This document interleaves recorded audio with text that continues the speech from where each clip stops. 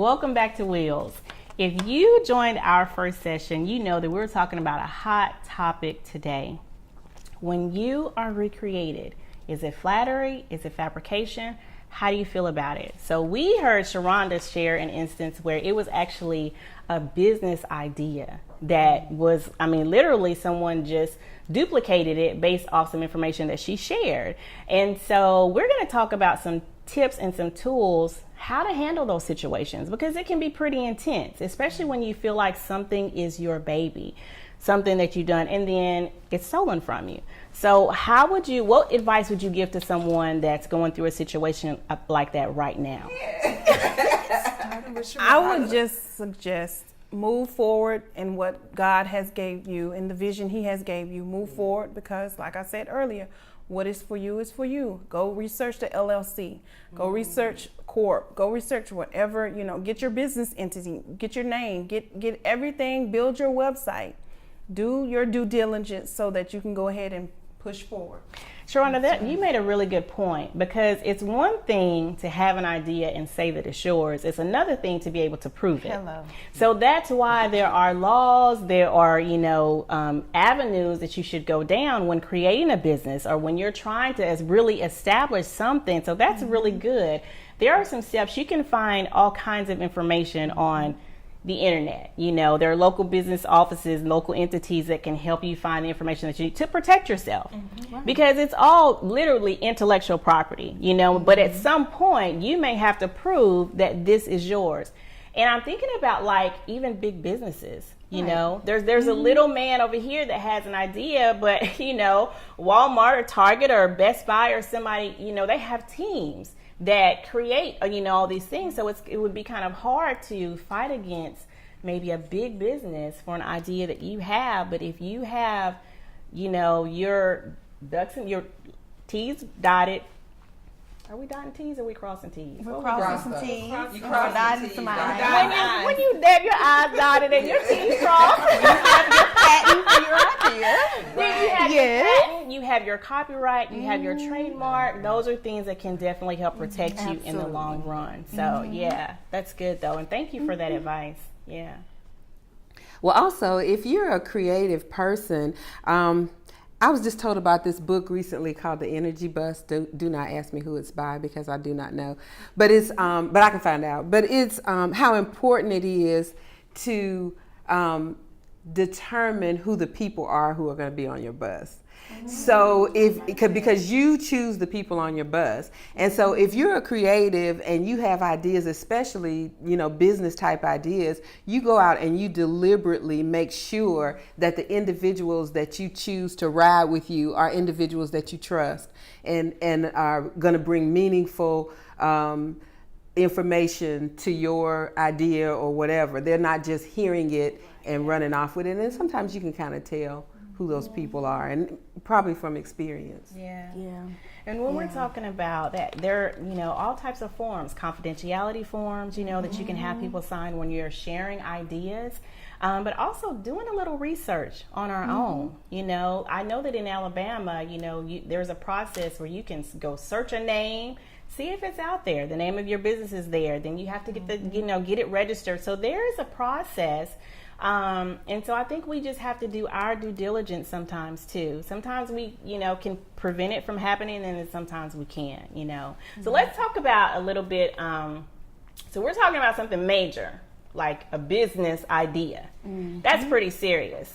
But what about just a style? What about your earrings? You have a pair of shoes that somebody sees and they like, and the next thing you know, you see them and they've got your shoes on, or they have, are presenting themselves in a way kind of like you. When you actually get recreated, not your business, not your brand, is it flattery? Do you consider that flattery? I do, to a certain extent. Okay. If someone likes my style and they get something similar, that's flattery. But if someone trying to be me, start creating your whole closet, that's creepy. Yeah. It's a line. That's a Lifetime movie. Yeah, that's a Lifetime movie. Yeah. But if someone likes my style to me is to be copied. We see it throughout the decades. You know what I mean? We have a certain style from the 90s. for 2000s for Yeah. today. So it's kind of different on that front. Just as long as they're not trying to be me, Yeah. I'm fine. Yeah, I think you kind of can't take yourself so seriously because I'm not a big shopper, so you won't catch me in the mall day in, day out.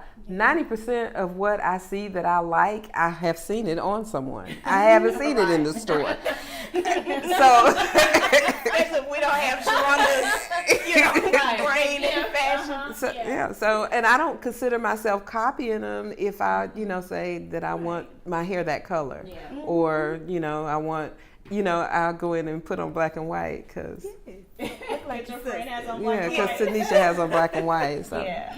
I love that. What were you gonna say, Sharonda? It doesn't bother me at all. I'm with Tanisha as long as it's not creeper mode. I'm good. I mean, it doesn't bother me at all because with me being an influencer and brands send me items, I make sure when I go to select those items that I don't select items that have already been posted, so that I can be mindful of the other influencer or brand ambassadors. I make sure I don't select items that have already been chosen, and I try to choose items that nobody else would choose. Yeah. So for me, it's I'm okay.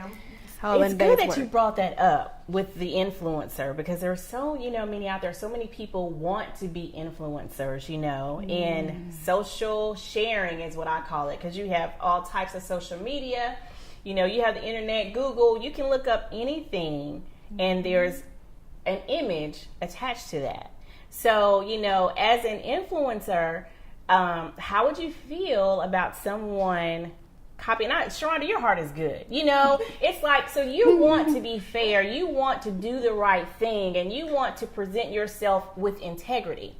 But there are a lot of people out there, as we've talked about before, that don't have that same heart, So as a person wanting to get started in influencing or having that, how would you feel with someone coming on your page, taking your stuff, and you happen to search one day or you happen to Google your hashtag, and then you find this whole duplication of yourself somewhere else?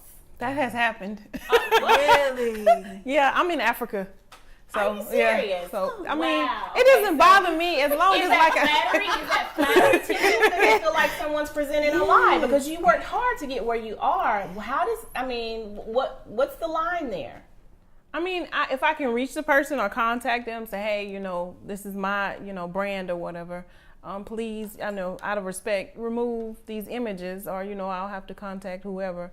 I mean, for me, as long as we can come to a mutual agreement on that, I'm okay.